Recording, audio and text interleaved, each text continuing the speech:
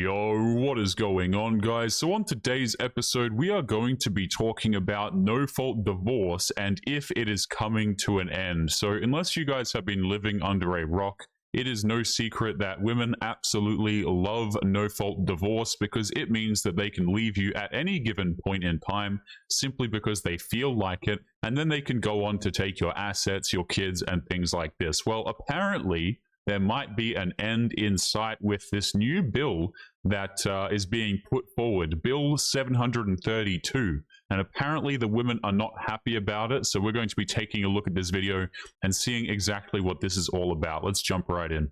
No, because I promise you, I'm the wrong one to ever play the I'm not going to text first game. I will literally never speak to you again in my entire life. Never.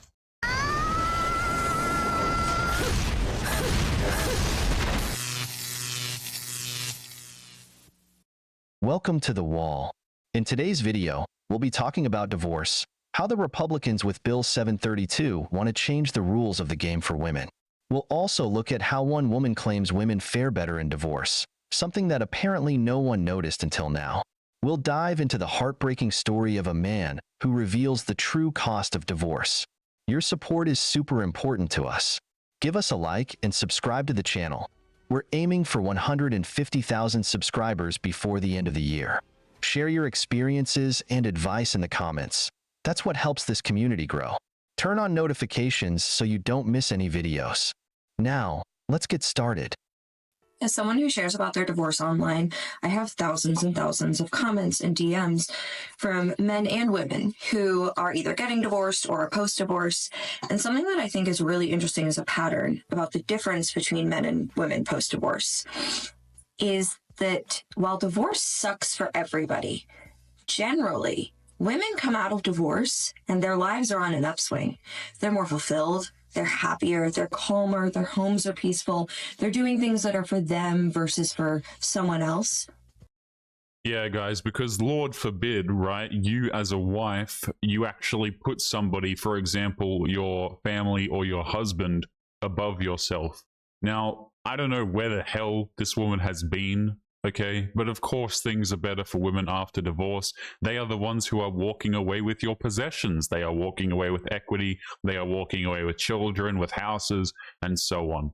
Okay, of course, guys do not fare as well after divorce because they get completely screwed by it. This is why men don't want to get married. I mean, there's a whole bunch of reasons, but this is one of the main reasons why men don't want to get married, and it is absolutely no wonder why. I can't believe that people still don't notice this, by the way, like it's some sort of revelation to them. Marriage is something that benefits women, not men, and it is nothing but risk to men. Crazy that people don't seem to understand this and are only just learning about this. And men, alternatively, go through divorce and have a much harder time. A much harder time finding fulfillment, finding satisfaction. Now, of course, these are like broad generalizations. I know there are many men who go through divorce and are happier post-divorce. But as far as their lives being easier, the trend, again, based on thousands and thousands of comments, DMs, and conversations, is that post-divorce life for women is a whole lot better than post-divorce life for men. And then you start to think, why is that?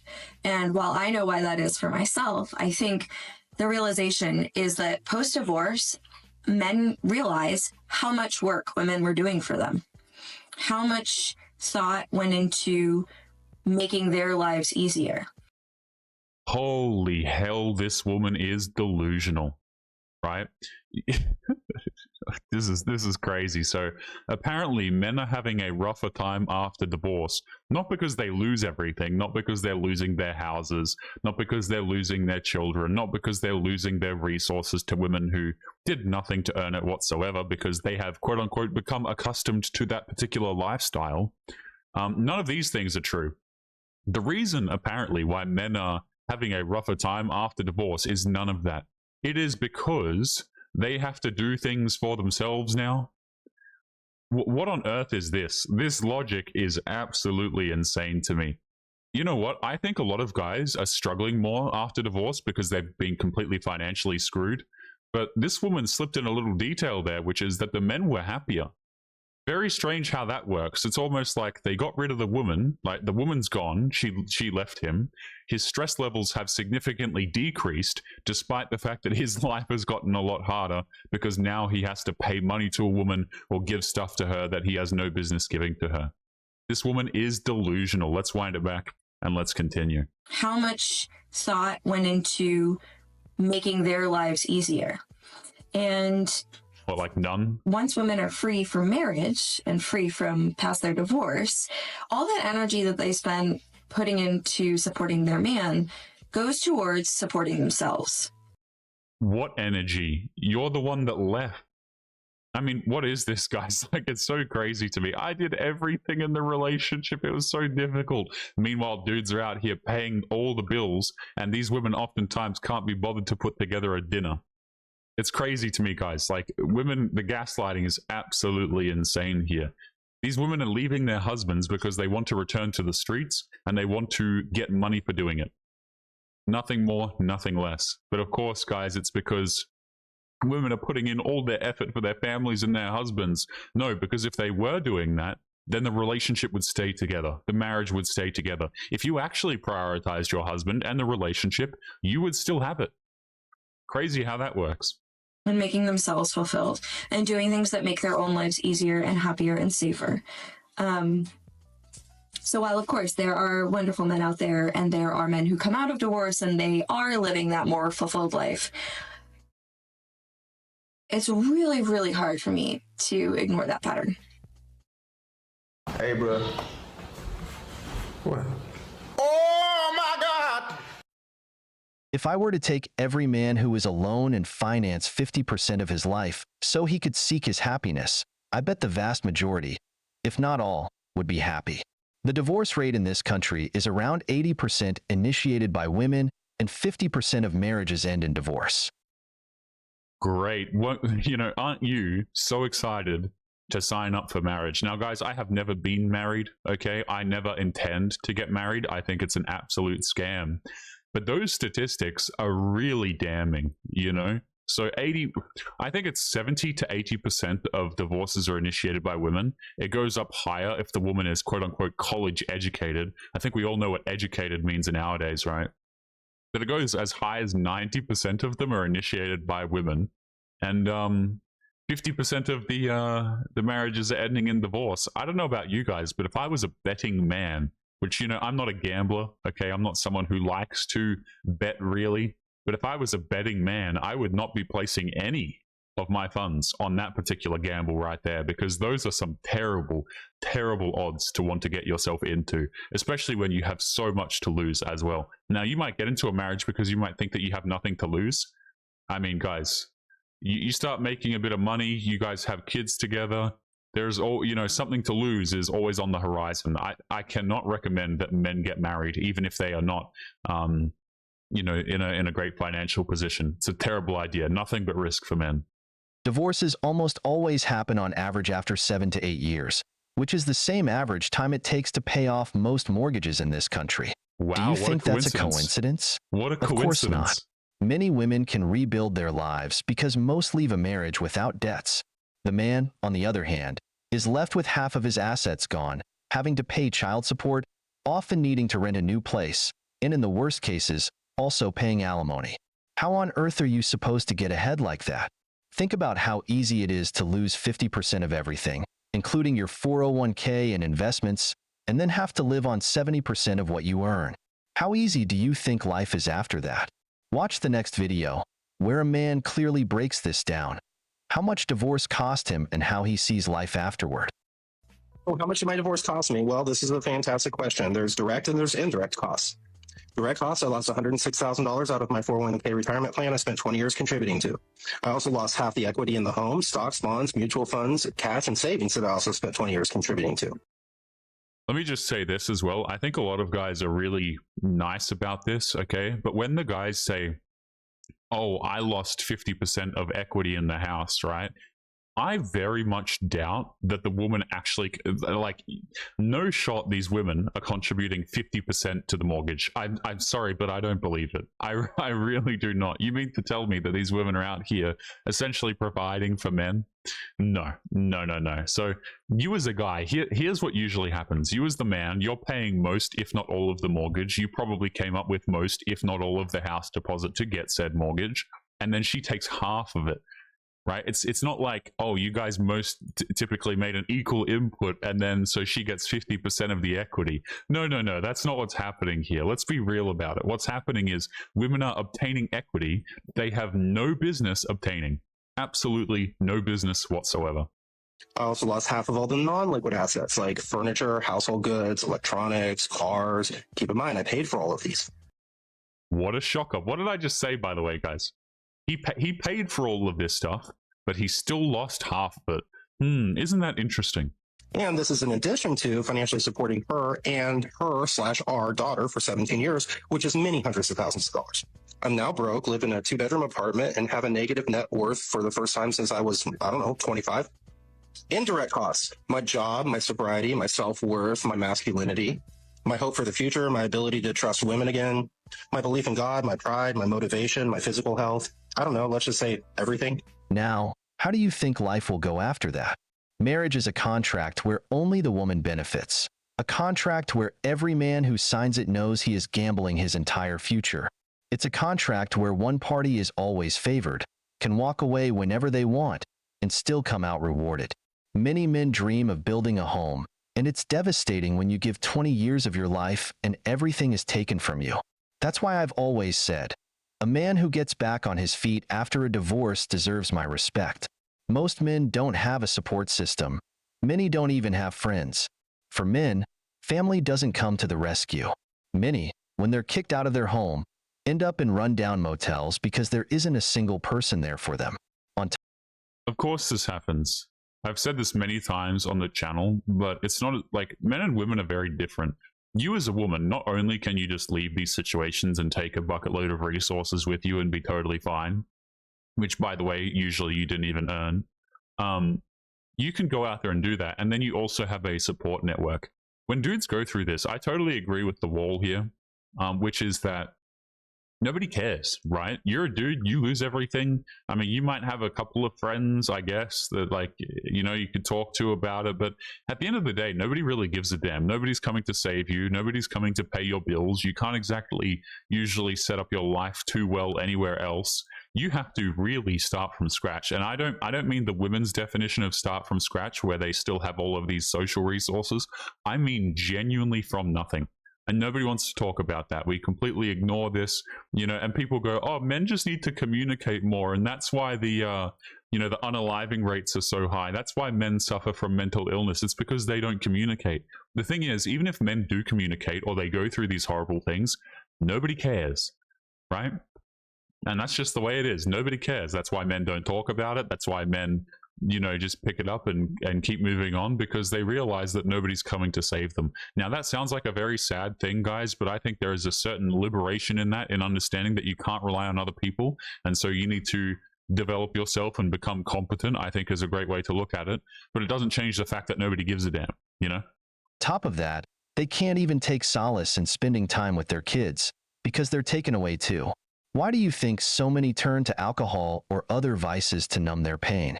Being a man is tough because we will never receive unconditional love that is reserved for women, children, and animals.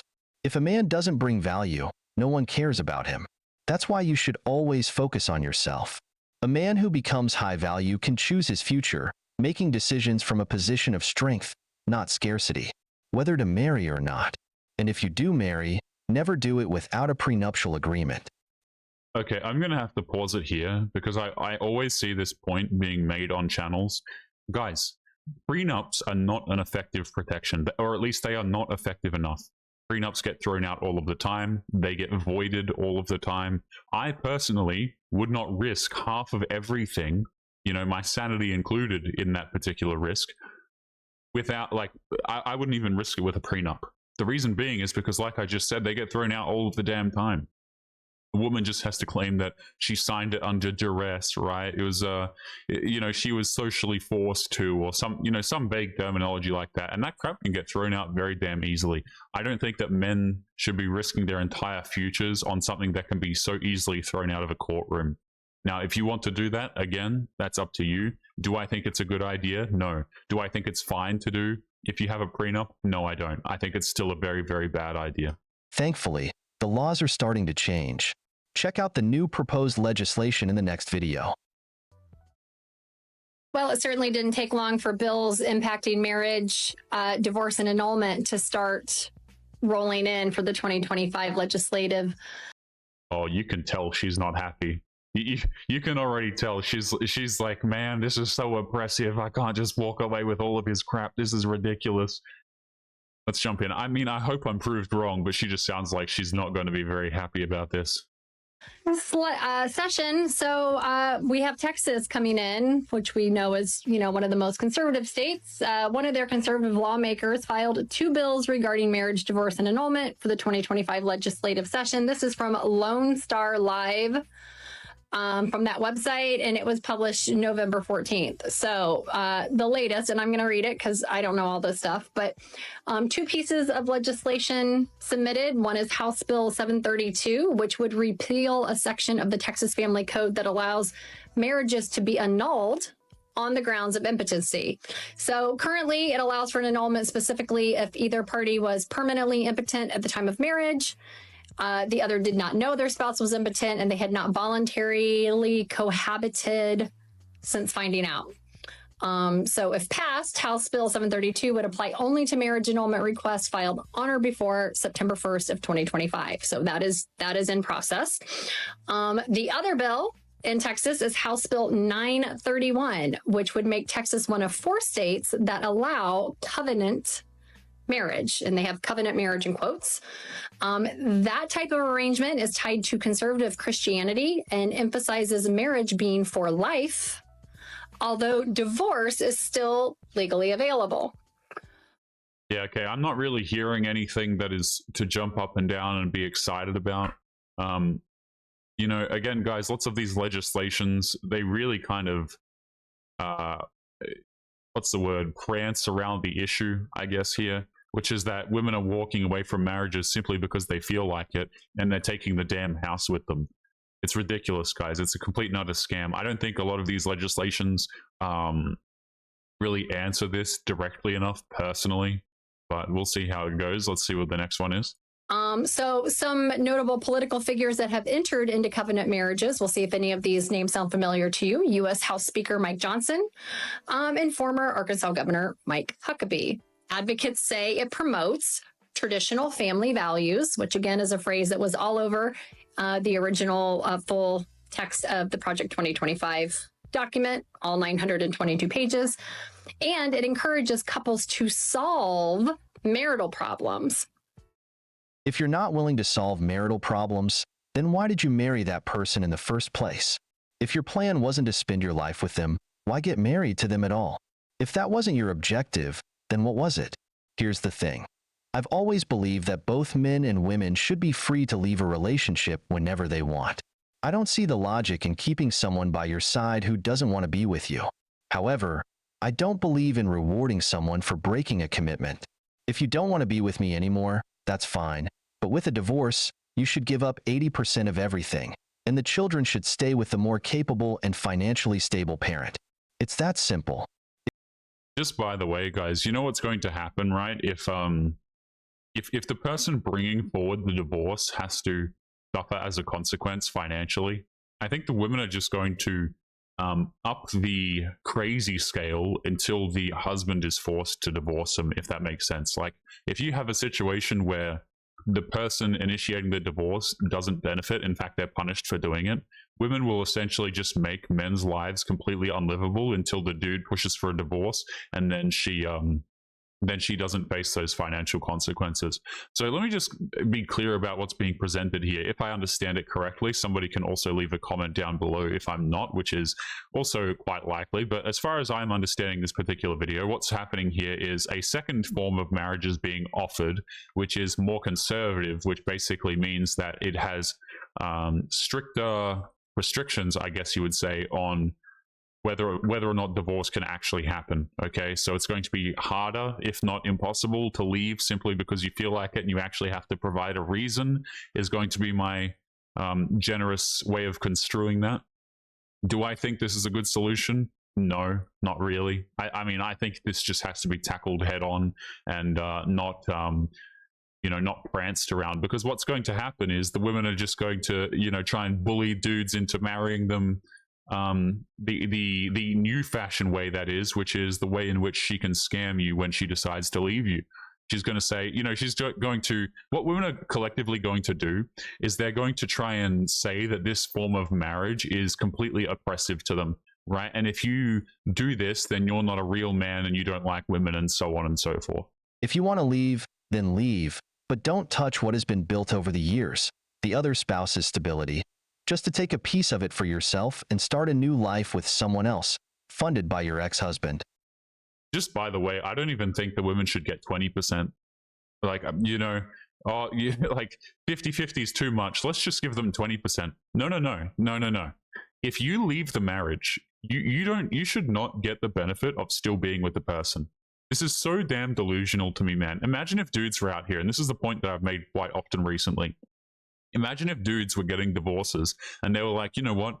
I've become accustomed to my now ex-wife always cooking for me, so she should continue to cook for me and make meals and so on, simply because I have become accustomed to it. It's ridiculous. You should not get the benefits of being with somebody if you are not with them. I don't care what the benefits are. I don't care what your justifications are, whether or not you've become accustomed to those particular things. You should not get the benefits of those things if you are not with that person. It's stupid. It makes men not want to enter marriages. It makes them not want to enter relationships, which, to be honest, guys, at a certain point, kind of seems like the goal, doesn't it? Of course, it's easy to find happiness that way. Let's continue. So some critics say it makes it harder for people to flee abusive situations and represents a government endorsement of a specific form of religious, I trip over that word, specific forms of religious marriage. So under the proposed Texas state law, couples are legally required to complete at least 5 hours of premarital counseling from a clergy member or licensed marriage counselor before entering into a covenant marriage. So again, another tie back to the Project 2025 language was that there would be a lot of faith-based marital counseling and faith-based marital supports that would be focused on. Wait, so is this some kind of screening process where if people are trying to get married, it kind of essentially has to be approved over a 5-hour period with somebody who is trying to take an objective, look at the marriage before it actually happens? That kind of makes sense, because I don't know, maybe these particular people, I mean, I don't like it overall because I don't think other people should really be involved, but I see why they're doing it is because it seems to me like they're trying to weed out the women who are going to pull this, oh, he was abusive card, or the type of women who are just there for the man's resources. I don't like the idea of having interference from other people, but it makes sense to me why this is being done, I suppose. So to divorce, both parties must agree to the split, as well as attend at least 5 hours of counseling from a clergy member or licensed counselor. So here's a caveat. Entering into a covenant marriage would be voluntary. And they could not be charged a fee for issuing a covenant marriage license under H. Bill 931. Non-covenant marriage participants still would be required to pay a fee unless the couple completed state-approved premarital education courses, which I would say the unspoken part there is faith-based. Again, this is from an article that was posted on LoneStarLive.com on November 14th. So very, very current. And it's already showing like legislation like this, these House bills, these things that are not necessarily stating the removal or retraction of no-fault divorce, which is a term you hear a lot. They're coming in, named a little different, little bit different nuances and what's required, what's restricted, what's mandatory. But, you know, as with any good contract or House bill, it's all in the fine print. So it'll be interesting to see what other states decide to start introducing legislation that impacts marriage and divorce and requirements around both of those things going into the 2025 legislative session. Follow, comment. You know, I'm going to keep looking at things, and we'll see what happens next. Most men aren't opposed to divorce. When a man leaves a woman, especially if she's unbearable or unstable, something we often see in many women today, he usually leaves with nothing. He's often financially devastated, yes, but at least he gets rid of the stress of that woman and the... That's exactly what I'm saying. This is why I think when it was mentioned at the start of the video that dudes were losing all of their stuff and life was more difficult for them, but it was a happier life for them, it's probably because they got rid of the crazy woman, to be honest. hellish life they shared, which is worth a lot. But it's not the same for women. She'll claim you're an abuser, that you've hurt her deeply, that you've caused her trauma. Yet, Oh, of course, when she of leaves, course. she wants you to go, while keeping everything that's yours. She wants most of the money, the house, the kids, alimony, part of your retirement, and the cars. But you're the abuser, you're the bad guy. Still, no matter how bad you supposedly are, your money is good enough for her. She knows her, I deserve to be happy, depends on how much money she can take from you to start her new life with another man. This is where men disagree. If she wants to leave, fine, she can leave, but she should go as she came. If she worked and contributed, she takes what she brought, plain and simple. But to her, that's an unfair deal.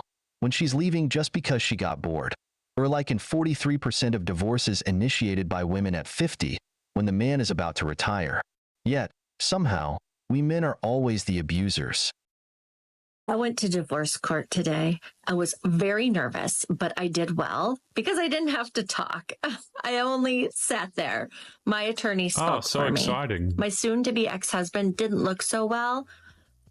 Doesn't look well at all compared to what he normally looks. This court date was not supposed to have happened. Technically, it shouldn't have had to have happened because we should have been able to figure everything out in mediation, which was scheduled for the end of October, of which we had to cancel because he has yet to provide any financial documents. Any. He just simply doesn't provide anything. The judge got after him and told him that he needs to step up and provide financial documents. He tried to claim, well, because I'm not having an attorney, then I just didn't know. You know, he's smart. You also are literally sleeping with an attorney, mister. Come on. We're not that dumb. Yeah, just let me take all of your things, please. Come on, you know, offer up your financial documents. Can't I just take your possessions? I mean, that's really what I hear, guys. Like, these, it's so disgusting. It is absolutely so damn disgusting to me. Unbelievable. Yeah, it is. He can play dumb all he wants, but we see through him. Note to self, don't mess around with the judicial system. I mean, to be honest, we're seeing through you. This kind of passive-aggressive nonsense is probably why even after the dude goes through this ordeal, he will probably be a happier person because he doesn't have to deal with you. Guys, do you sense the vindictiveness in this woman, by the way? Because I certainly do. What a patronizing individual. I can't use any colorful words because of YouTube, but this individual is not very pleasant, in my opinion. If you want out of your marriage, you can do it in so many better ways than what my soon-to-be ex-husband is doing. Oh, hell no! This man doesn't want to present his financial documents because he knows he'll go bankrupt in that court, and she knows it too. I want you to see how a woman thinks. When a man divorces and has kids, he almost always tries to make sure his kids are comfortable, even with the woman who takes everything from him. But the woman destroys the man's finances, often compromising part of the children's future in the process. A broke man can't help anyone, but that doesn't matter as long as her account stays full. That's why you hear kids later say, "We had everything, but my parents' divorce left us bankrupt." That's when you realize how short-sighted many women are when they destroy a man. This is the face of happiness of a woman who knows she's about to ruin a man in court. But I must admit, she's right about one thing. Never go before a judge without a lawyer. Only 10% of men in this country have managed to get a favorable divorce settlement. 90% of men fare poorly, and if you go without a lawyer, it's likely to be even worse. Isn't that crazy? 90% of men who go in front of these court situations are faring poorly. Now, I don't know the exact statistics, but let me tell you, if I was a betting man, if I was a guessing man, I would say that this is probably not too far off based on what I have seen. Okay, so again, let's run through the statistics. Anywhere from kind of 70 to 90% of the time, the divorce is initiated by the woman. 50% of marriages end in divorce, and 90% of those times, you are completely screwed over. Doesn't sound like something that I personally would want to volunteer for. With a good lawyer, at least you'll come out in better shape. Never go to war unarmed, brothers. We've reached the end of the video, but before we go, here are some questions for you. How did it go for you when you divorced your partner? What do you think should change about divorce to make it fairer? If you enjoyed the video, make sure to give it a thumbs up, subscribe to the channel, and hit the notification bell. I mean, I think they need to address this head on, okay? The fact that women, I don't think women should be allowed to leave with anything more than what they came with. You didn't buy it, it's not yours. You didn't, you know, these women are claiming, oh yeah, I deserve 50% of the house. Okay, did you pay 50% of the equity? I damn well bet you didn't. It's ridiculous. Women are entering into these things as specifically a business move designed to try and scam you. I don't think that this particular proposed bill is going to do anything really. I mean, the women who are still trying to scam you will still try and get you in front of the correct wedding, I guess, in order to scam you, that is. I don't think prenups are really going to help you. They might in some cases. Do I think that you are immune to anything because you have a prenup? Absolutely not. It's kind of, prenups to me are kind of like putting on a thick vest and then expecting it to protect you from certain projectiles, shall I say. I don't think it really works well enough for my liking. But guys, we're going to be leaving today's episode there. Don't forget to leave your thoughts and your comments. Make sure you guys take care of yourselves, and I'll be seeing you all in the next episode. Peace.